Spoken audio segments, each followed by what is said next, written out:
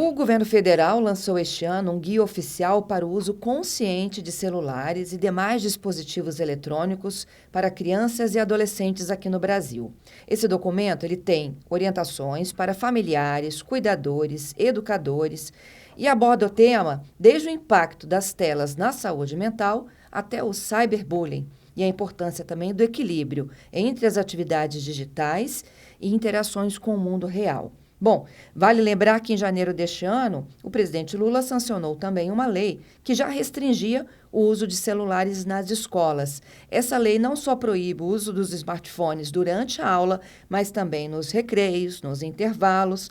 A gente vai falar um pouquinho sobre todas essas mudanças no conceito da educação. O meu convidado é o Juliano Campana, ele é educador, é especialista no assunto e é um dos nossos convidados desta manhã. Olá, Juliano, bom dia. Bom dia, Fernanda. Juliano, eu queria primeiro falar um pouquinho dessa adaptação, né, dos alunos a essa nova rotina sem tela.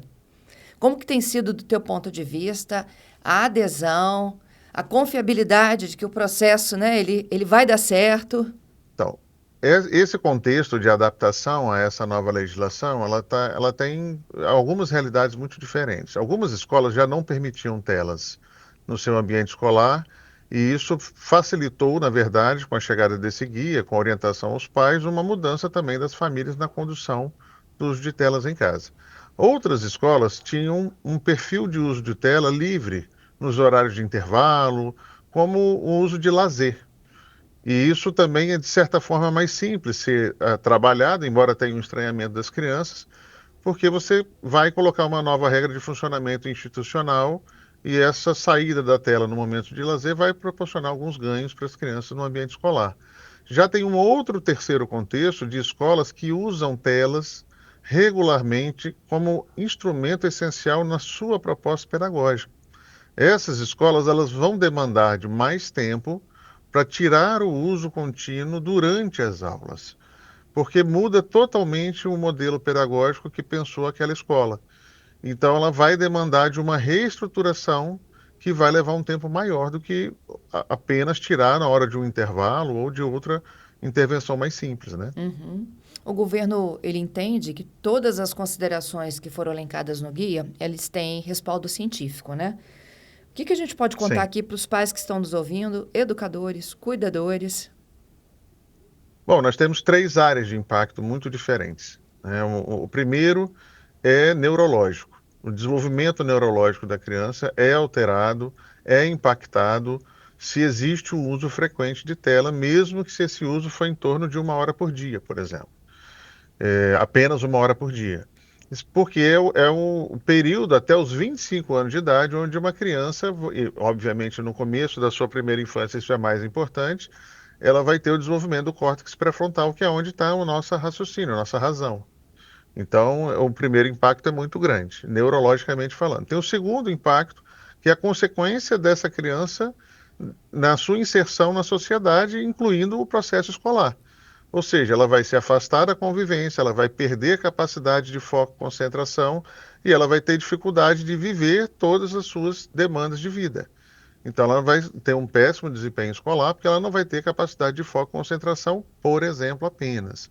Vai ter um afastamento, vai ter um número menor de amizades, um número menor de atividades físicas na sua rotina.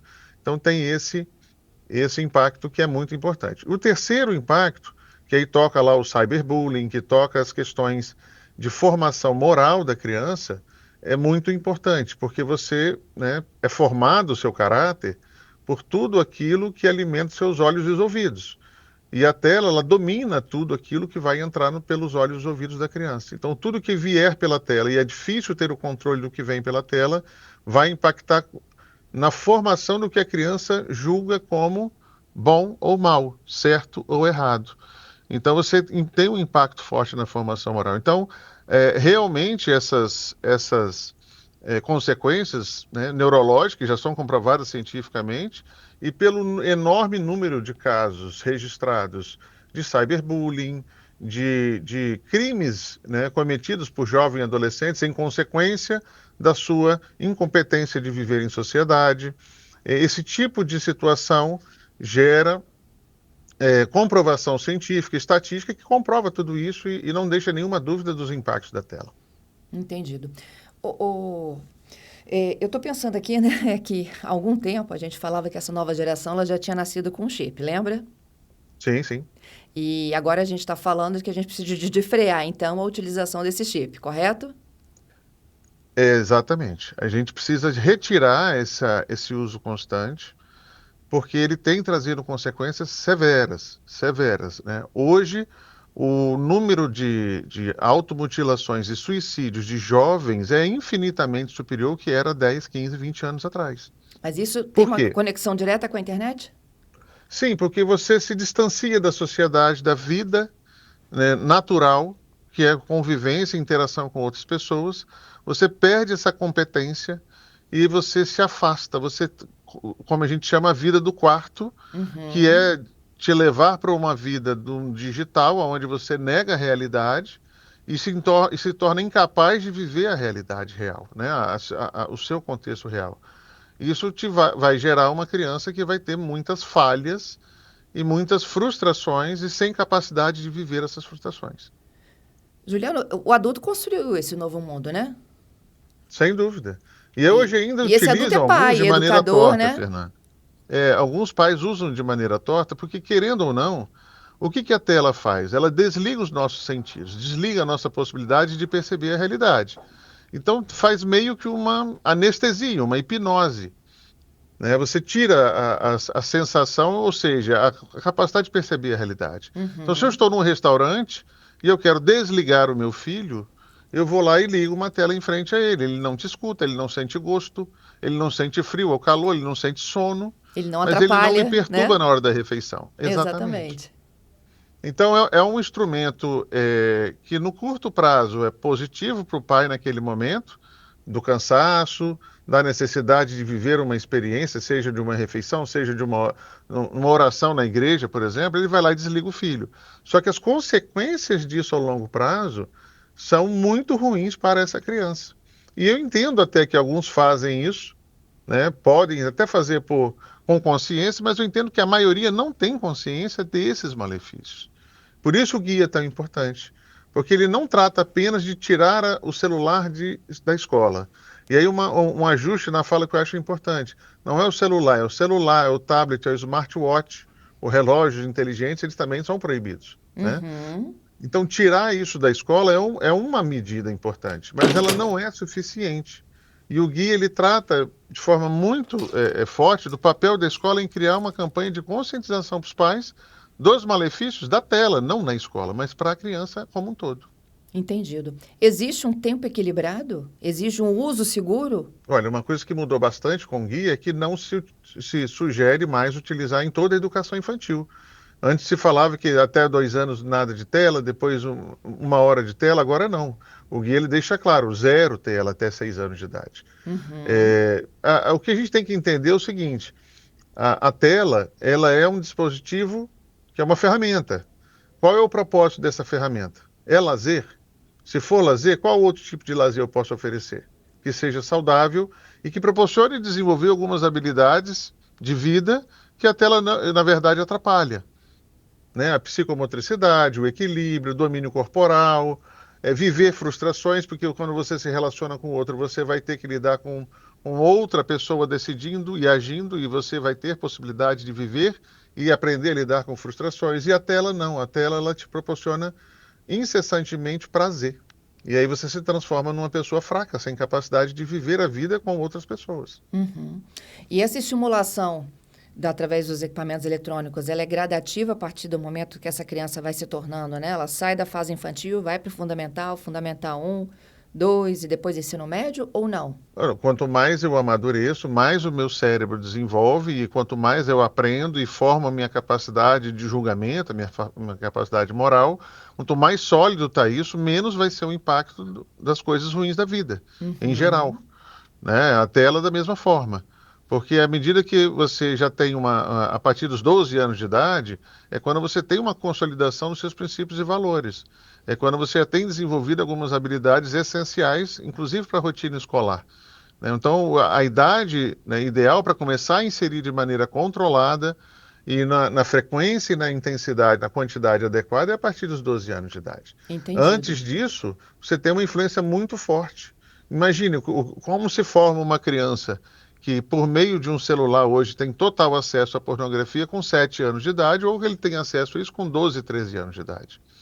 A condição de administrar isso, de alguma forma, é muito melhor com 12, 13 anos, lá na adolescência, né, do que com 7 anos de idade, que é onde você está formando o seu caráter ainda. E aí você passa a naturalizar aquilo que é, entre aspas, para muitas pessoas, abominável, mas com 7, 8 anos de idade. E essa é a realidade atual, tá, Fernanda? As crianças com 7, 8 anos de idade têm acesso à pornografia por meio dos seus celulares. Meu Deus. Juliano, e como que é para o ambiente escolar isso, né? E até a tua experiência aí como educador. Porque, é assim, a minha filha, por exemplo, ela está no ensino médio. As apostilas, muitas delas são virtuais, né? E aí eu faço um comparativo com o que eu já vi dos últimos anos para cá. Todo livro tem um QR Code que te leva para uma outra pesquisa, né? Toda aula tem um trabalho e dever de casa que tem pesquisa. Como é que a gente administra isso? Então, os recursos complementares à apostila são muito bem-vindos. Muitas vezes é um recurso multimídia, de vídeo e áudio, que tem lá os seus 10, 15, 5, 6, 7, 8 minutos, que isso não é um problema. Isso não gera nenhum efeito, né, significativo. O problema é quando você substitui.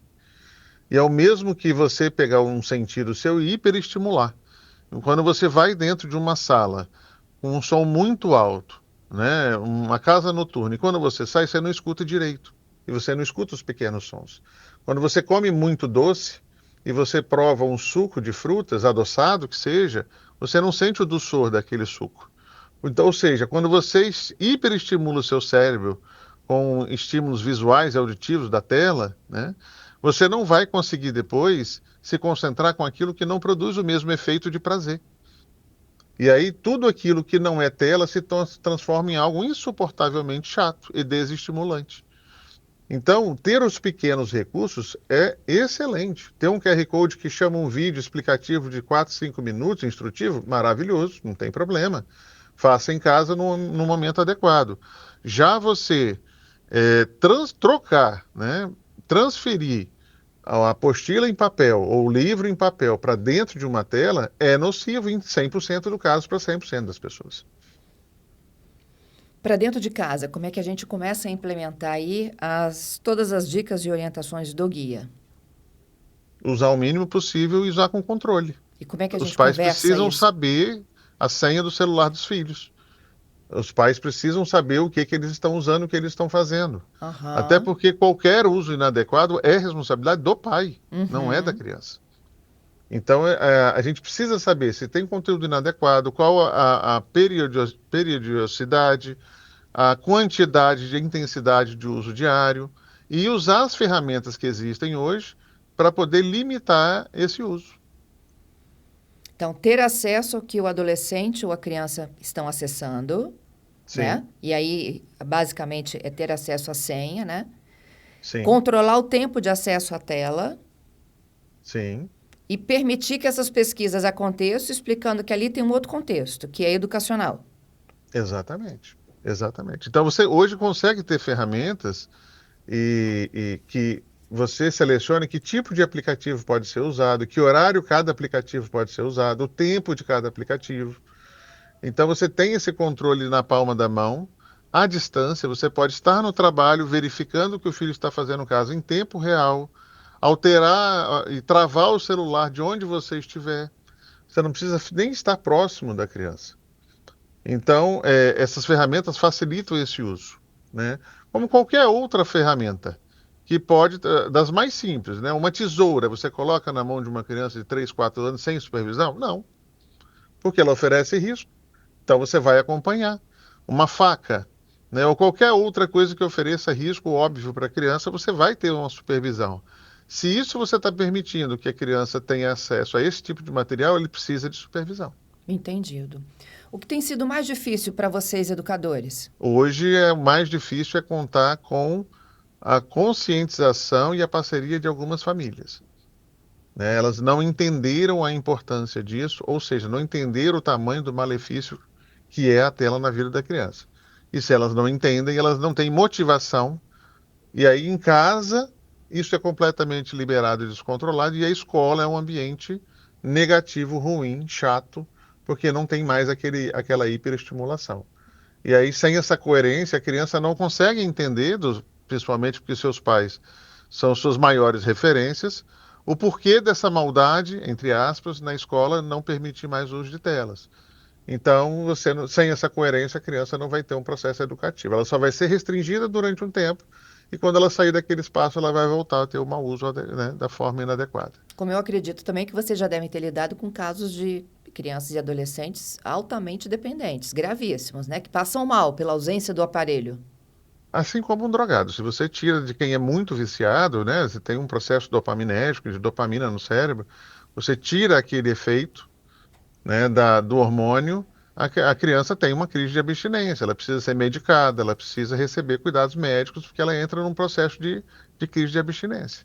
E o exemplo tem que estar, como você disse, né? A resistência de alguns familiares, e o exemplo vem dentro de casa. Não adianta nada eu proibir o meu filho se eu não me disciplino com isso. Sim. E o filho também tem que entender, e o pai tem que deixar isso claro, que é o seguinte: eu sou um adulto, eu posso fazer algumas coisas que você não pode, né? O consumo de álcool, dormir um pouco mais tarde por questão de crescimento, hormonal do crescimento da criança, tudo é diferente do adulto para a criança. Então eu não posso também entender que o adulto não pode usar a tela em casa para um trabalho, para um lazer, porque o filho não vai querer, entendeu? São coisas diferentes. O córtex pré-frontal desse adulto já acabou, depois dos 25 anos, de ser desenvolvido. E a criança está em pleno desenvolvimento, então vai fazer mais mal para a criança do que pode fazer para um adulto, como todas as outras coisas da vida. É isso. Muitos desafios temos para esse 2025. Juliano, eu desde já te agradeço mais uma vez pela gentileza e pela conversa. Obrigado, querido. Bom dia para você. Bom dia, tchau, tchau. Eu conversei com o Juliano Campana, ele é educador e a gente fala sobre o uso de telas e quais são os novos controles, inclusive com esse guia que eu vou deixar lá na nossa página na internet para que qualquer um possa ter acesso e possa fazer um bom uso dele.